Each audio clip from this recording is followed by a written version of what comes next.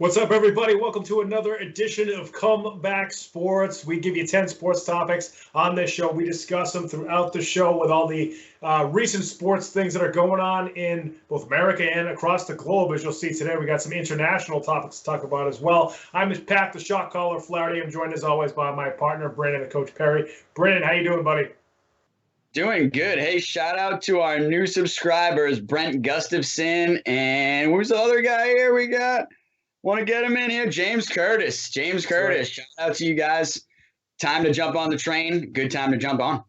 Yeah, number 29, number 30 subscribers. Great to see those guys. We appreciate you guys participating in our subscription and our shows. And the more people we can get watching this show, the better. And it's great to see people subscribe. We really appreciate the support. And folks, if you want to follow us on social media, there is where our Twitter handles are. We always tweet the links to all the shows out, as well as some of the other things that we'll be commenting on. So make sure if you like what you hear, you subscribe to us on YouTube and follow us on Twitter. So topic number one, it's a big topic here in New England and a huge topic in the NFL. The San Francisco 49ers traded up from their number 12 pick in the first round of the draft to number 3 with the Miami Dolphins to get to the number 3 pick in the draft. And obviously, 49ers are probably looking for a quarterback. I think it's 99.99999% that they're going to draft a quarterback number 3. So, Brennan, what are the 49ers up to? What are they thinking?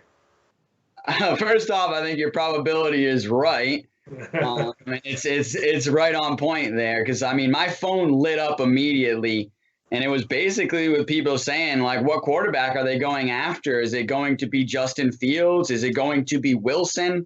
Who is it? And what I've been hearing is that Justin Fields is high on their board. And, if you look at his pro day the other day, he was making some unbelievable throws, short throws, mid throws, and some amazing throws down the field. Plus, the guy runs a 4.440 in his pro day. That's flying. I was a 4.6 guy myself at one point, and I thought that was flying. But this guy is 4.4, and he's a Division I quarterback and throw the ball a mile. To be honest, it wouldn't shock me with their style of offense and that West Coast style of offense. Justin Fields, I think, would be a great fit. And with the coaching that he's going to get out there in San Francisco, I think it would also be a great fit. And it could be, like I said, it could be time. If they do draft a quarterback, that means Jimmy G is going to be on the move there. And there's no doubt about it that if they draft a quarterback, they will have to move Jimmy Garoppolo. He'll be making too much money, first off. And so it just doesn't make sense for a roster aspect. And then, honestly, it just doesn't make sense for a locker room aspect because you now have 2 quarterbacks that are definitely going to want to start. Jimmy G is not going to hold back in the fight. And then you're obviously drafting a young quarterback with basically your number 1 pick, which we all know, whether you like it or not, when you draft a quarterback with your number 1 pick, you have to invest time and effort into him, and you have to just let it play out, and you have to play him. It's one of those things. You have to play him because you're investing so much money into him no matter what. And for the viewers that don't know, when you're a number 1 pick or a first-round draft pick, you have a lot of guaranteed money that's built into your contract, and we're talking about millions of dollars. So I know that they're going to want to get a return on that, and so look for them to draft a quarterback. This is the sign when you move up this far and you give up that much to move up in the draft, it's to get a franchise player, and the quarterback is number 1. Yeah, absolutely. I don't know if it's guaranteed that they're going to trade Jimmy Garoppolo. And, the thing is, if you pick a quarterback 3rd, you obviously think that that's your guy of the future and even possibly of the present, like you mentioned, and you want to play that guy. You're giving him a lot of money for a rookie. But the problem is, if that quarterback's not ready at the start of the season, if you hang on to Garoppolo plays, and Garoppolo's got 2 years left on his deal. It looked like a monster deal when he first signed it, but he's making, I think it's like a $25 million cap hit this year and next year, or right around $25 million, which sounds like a lot of money, but for quarterbacks in the NFL, it's not that bad. So, you look at it that way. If you draft a guy, and first and foremost, if he's not ready, you don't have to play him right away. You can maybe wait mid-season or even let him sit for a year like Mahomes did, like a few other quarterbacks have done. Or there's a chance you draft a guy 3 and you find out he's not the guy. It's happened. You get some guys who get in there and they can't do it. As soon as they get into the NFL, it's a completely different ball game. I think if they take Justin Fields, then I think he's going to definitely be a stud. But you just never know. So I don't know if the 49ers are definitely going to trade him. I think if they do trade him, we'll probably talk about who they could trade him to in a sec. But if they do trade him, they might pick up somebody like Gardner Minshew or some NFL veteran who might be a little cheap, who could start the season and then also help guide the next guy along, whether that's Justin Fields, Trey Lance, or some people have said that 49ers really like Mac Jones at 3, which I don't understand. I don't know why you would take him there if you can get Justin Fields, but that's been the talk. But now the question is, do the Patriots try to trade for Jimmy G? I don't think I'd give up a first-round pick, but I would trade for him, and I would try to, you might have to, if you're looking to not get rid of, but if you're looking to possibly trade Stephon Gilmore, you could trade Gilmore to the 49ers with a year left on his deal, and then you could send a pick with him too. You get back Jimmy G. Because the other thing is the Pats need to clear a little bit of cap space to absorb Jimmy G. We'll see. We'll see what kind of moves. The Pats are going to have to make some corresponding moves to make room on the cap in order to bring Jimmy G in. So some folks are saying he's not coming to the Patriots and they don't want him. And then other folks are saying he absolutely should be the number one goal for quarterback in New England. So I think it's interesting. Plus his familiarity with the system. You got a bunch of new guys. He can kind of teach them the system. It's an interesting dynamic. I wouldn't give him up the number 15 pick, but anything after that, I do it for Jimmy G. Yeah, no, interesting point of view there. And I think here's the thing. I don't think Jimmy G wants to help develop a quarterback. I mean, he's a young man still himself. He's only 30 years old, I believe. So especially in quarterback terms, that's young. So he wants to play. So he definitely doesn't want to help develop a quarterback. So if they draft a quarterback, he's going to want out of town no matter what.